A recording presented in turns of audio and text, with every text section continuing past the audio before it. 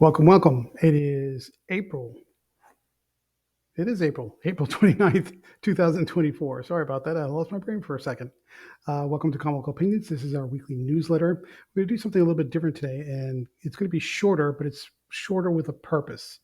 And that purpose is to engage you, the folks who read our reviews on our website or follow along with us on Substack or any number of the social media platforms. And the topic of the discussion today is AI, or artificial intelligence. And the reason I'm bringing this up to you, and this is something I need your help with, is we've had some posts, particularly on Facebook, that where I'm connected to a number of different people who work at the publishers, the big two, as well as Image, Dark Horse, and what have you, about the topic of AI. And this has come up amongst basically industry peers and colleagues. But what you see in front of you, if you're watching on YouTube, is a post by Joe Illidge, who's been a longtime comic editor, most recently, I think, known for working at DC. And he expressed concern that AI, if not divulged from a creator who submits their work to the publishers, if it's not caveated or watermarked in some way that says this was containing AI or a portion of this is AI generated, that somehow that would lead to witch hunts and create problems for people who are not willfully disclosing their involvement or usage of AI. And so that presents a challenge.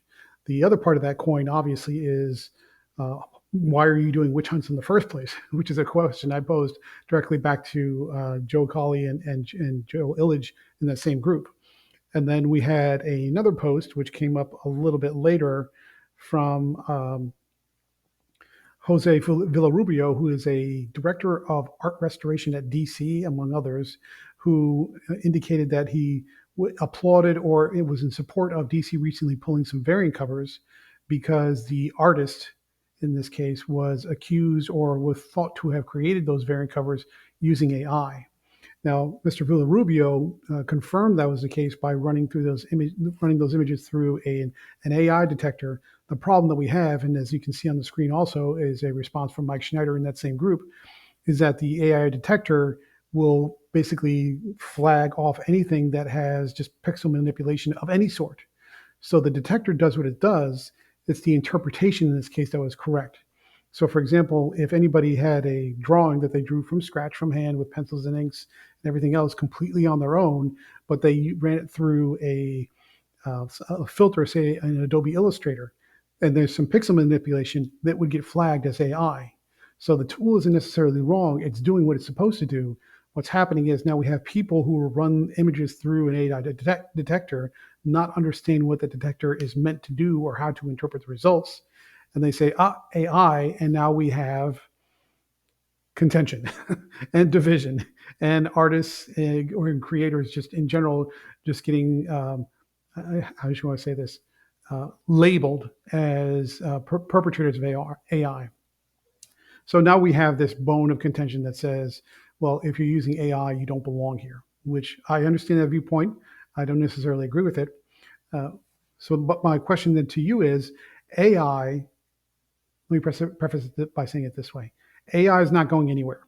The genie's out of the bottle, and it's a disruptive technology. It is an incredibly disruptive technology in the creative fields where you have to create sound, be it music or speech, where you have to write with words, and where you have to present imagery. That can be static imagery, can also be video. It's incredibly disruptive in those fields. And the capabilities and the ability to present what looks like realistic or lifelike sounds, words, and imagery is just getting better by the day because AI, by its very nature, is an iterative and adaptive type of technology. So, my question to you is what do you think is the right or wrong way for comics and AI to intersect in the future? Again, it's not going away. The genie's out of the bottle, and there's no putting it back. Should comics, and I mean the comic publishers, should they basically put up a wall that says AI is verboten and we don't ever want to see it ever again because comics are meant to be done this way, in one particular way, in one particular fashion, with one particular style and one particular means of production? Or is there a way that you just open it up and say, okay, we're going to create certain comics, we're just going to let them do, if you want to do AI, go for it. If you want to write your scripts with AI, go for it.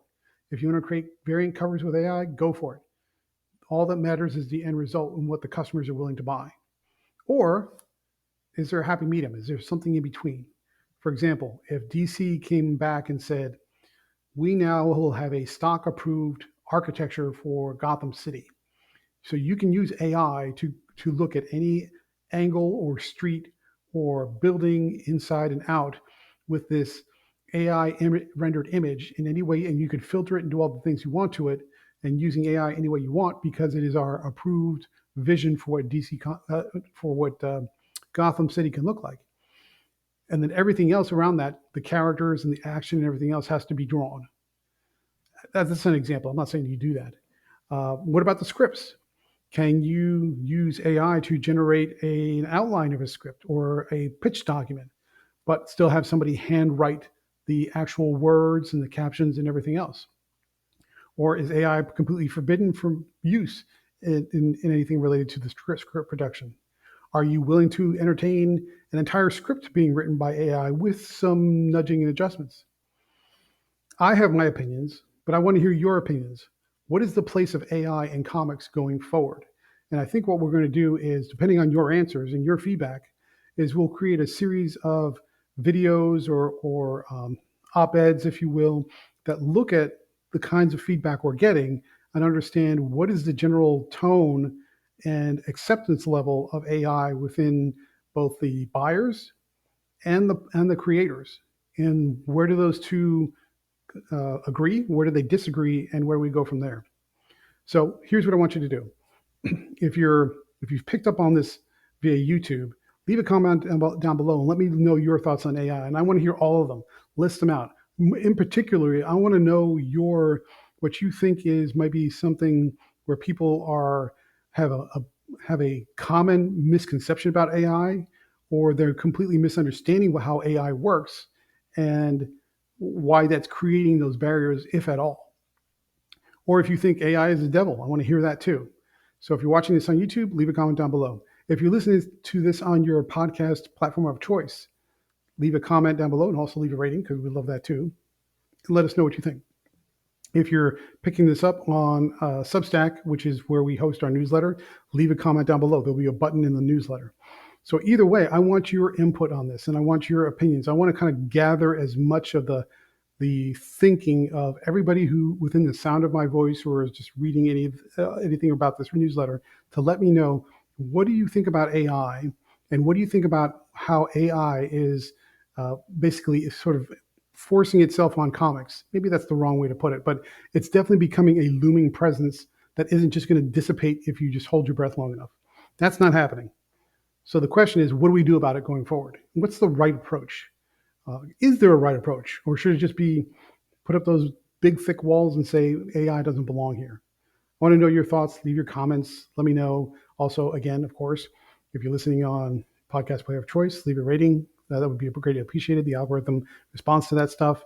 If you're watching on YouTube, please like, share, comment, subscribe. Let us know. I'd appreciate it. And thank you very much for your input. So we're going to pause right here just for a second, move on to the rest of the newsletter. If you're subscribed to the newsletter, you've already gotten this notification on Saturdays at noon, which is great. And in this case, we're talking about our audio podcast version of our review for our pick of the week. In this case, the big winner is Duke number 5 from Image Comics and Skybound. Not a big surprise at all, and it was a close race. There was heavy contention between Duke number 5 and Conan the Barbarian number 10. Both banger issues. We both liked them a lot.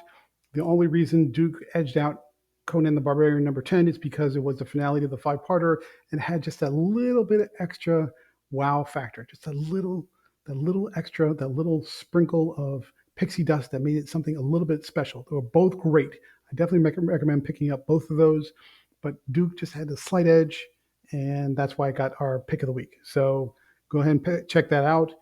We have apparently more miniseries from Image coming, so stay tuned for those. I believe we have one for Destro and one for Baroness.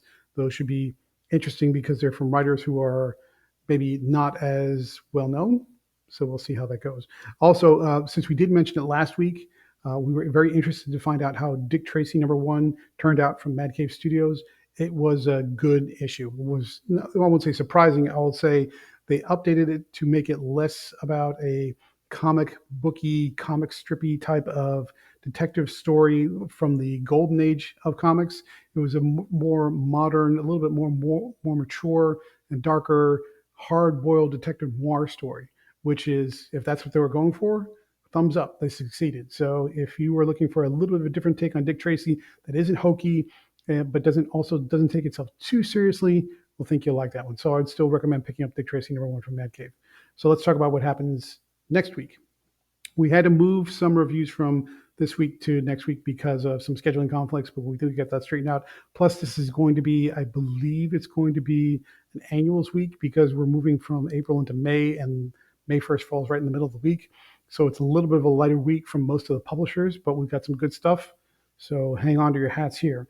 We have Thoughtscape Comics #1, Supernatural Baby Detective #1, and Lynx #4, all indie submissions. So we're looking forward to that. Snaps #1, which is one of the ones from last week, which was Scout, which is still in a weird state of we don't know what's going on with Scout, but we were submitted that issue independently from the creator. Looking forward to that one. It's a horror comic.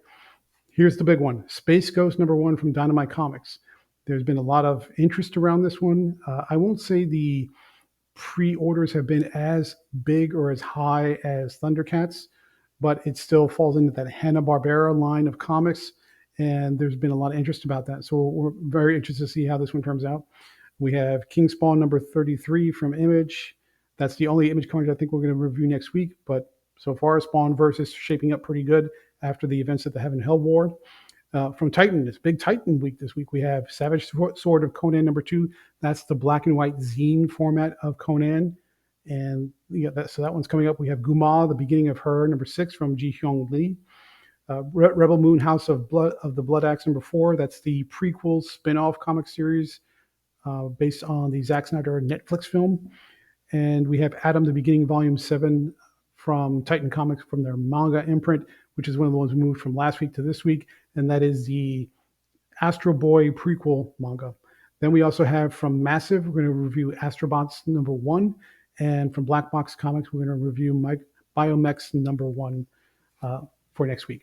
So it's a little bit of a smaller week because it is an annuals week, but that's okay. That gives us a chance to breathe and catch up. And that's it for our newsletter. It's shorter this week, but please, we really want to hear your feedback on artificial intelligence and the intersection of comics. Is AI going to be a destructive force? Is it something that you can learn to adapt as just another tool in your tool belt if you're a publisher or an indie creator? Or is it something that we know it's here, might as well just embrace it and do whatever you want? And all that matters is that the comics sell. Well, that's an approach as well. I mean, I don't necessarily think that any one of those approaches is completely invalid. It just depends on the publisher and the creator. But we want to know, what is the right approach? How do we deal with AI responsibly? Is there a responsible way to deal with AI? Let us know your thoughts. Otherwise, please have a great Monday. I'm Gabe Hernandez, your publisher in EIC for Comical Opinions, and you have a great